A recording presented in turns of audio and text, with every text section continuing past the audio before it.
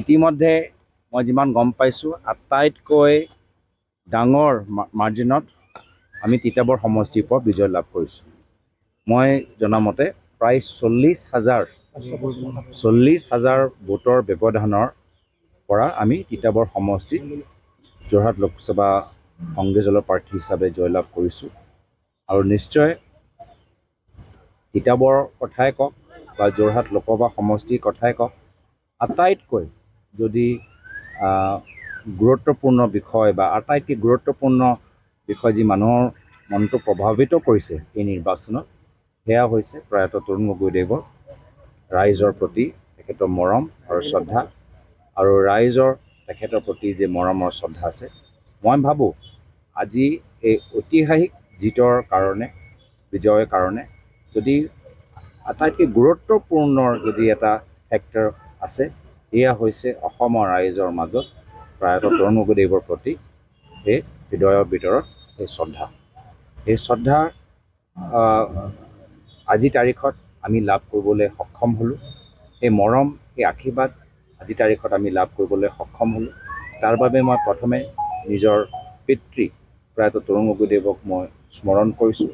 তেখেতে যিদৰে মোক শিকাই গ'ল যে ৰাইজৰ মাজত কেনেদৰে থাকিব লাগে, তেখেতে যিদৰে মোক শিকাই গ'ল যে কংগ্ৰেছ দলৰ আদৰ্শ কি, তেখেতে যিদৰে শিকাই গ'ল যে ৰাজনীতিত ভাল সময় বেয়া সময় আহিয়ে থাকে, কিন্তু আমি নিজৰ কামখিনি কৰি থাকিব লাগে। এই গোটেইবোৰ আদৰ্শ মোক যে শিকাই গ'ল, তাৰ বাবেহে আজি যোৰহাট লোকসভা সমষ্টিৰ ভিতৰত উজনি অসমত আজি কংগ্ৰেছ দলে এটা চিট দখল কৰিবলৈ সক্ষম হৈছে। মই ভাবোঁ এইটো মাত্ৰ আৰম্ভণিহে, আমাৰ এইটো যাত্ৰাৰ শেষ লক্ষ্য নহয়। মই নিৰ্বাচনী প্ৰচাৰৰ সময়তো মই কৈছিলোঁ যে যোৰহাটৰ পৰাই অহা বিধানসভা নিৰ্বাচনলৈকে এটা বাৰ্তা যাব, আৰু এইটোৱে কথা আজি আকৌ মই ক'বলৈ বিচাৰিছোঁ যে আমি এই লোকসভা সমষ্টি বিজয়ৰ পিছত আমি জিৰণি নলওঁ, আমি বহি নাথাকোঁ। ইয়াৰ পৰাই আমি 2 বছৰ পিছত অহা বিধানসভা নিৰ্বাচনৰ বিজয় যাত্ৰা, ইয়াৰ পৰাই আমি এটা তৈয়াৰ কৰিবলৈ আমি আগবাঢ়ি যাম। অহা কাইলৈ মই মাজুলীলৈ গৈ আছোঁ। মই এই সময়ত আমাৰ ইণ্ডিয়া এলায়েন্স, বিৰোধী ঐক্য মঞ্চ সকলোকে মই ধন্যবাদ জ্ঞাপন কৰিছোঁ। কংগ্ৰেছ দলৰ কৰ্মীখিনি, বিভিন্ন ৰাজনৈতিক দলৰ কৰ্মীখিনিক ধন্যবাদ জ্ঞাপন কৰিছোঁ। এই মুহূৰ্তত মাত্ৰ ৰাইজৰ প্ৰতিহে কৃতজ্ঞতা অনুভৱ কৰিছোঁ। যিহেতু ৰাইজে, যোৰহাটৰ ৰাইজ মোৰ অভিভাৱক নহ'লেহেঁতেন, তো হ'ব পাৰে আপোনালোকৰ কোৱাৰ দৰে এই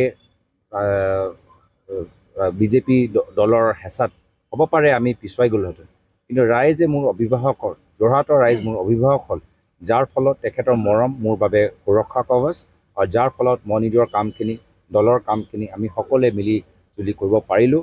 আৰু ক'ৰবাত যদি আমাৰ সাংগঠনিক দুৰ্বলতা আছিলে, যিহেতু কিছুমান আমাৰ যোৰহাটৰ মানুহবোৰ, সোণাৰী মানুহবোৰ অলপ আমাৰ দলৰ পৰা আঁতৰি বিজেপি দলক যোগদান কৰিলে, তেখেতৰ অভাৱ এদিনো আমি অনুভৱ নকৰিলোঁ। যিহেতু তেখেতৰ অনুপস্থিতিত বহুত আমাৰ অৰাজনৈতিকভাৱে মানুহবোৰ আমাৰ দলটোক সহায় কৰিলে, আৰু তেখেতৰ অনুপস্থিতি এদিনো আমি অনুভৱ কৰিব নোৱাৰিলোঁ। যোৰহাটৰ ৰাইজ, বিশেষকৈ নৱপ্ৰজন্ম, মহিলাসকল, জ্যেষ্ঠসকল যিদৰে ওলাই আহি আমাক সহায় আগবঢ়ালে, আৰু সেইকাৰণে এই সময়ত মই ৰাইজৰ প্ৰতি মাত্ৰ কৃতজ্ঞতাহে অনুভৱ কৰিছোঁ।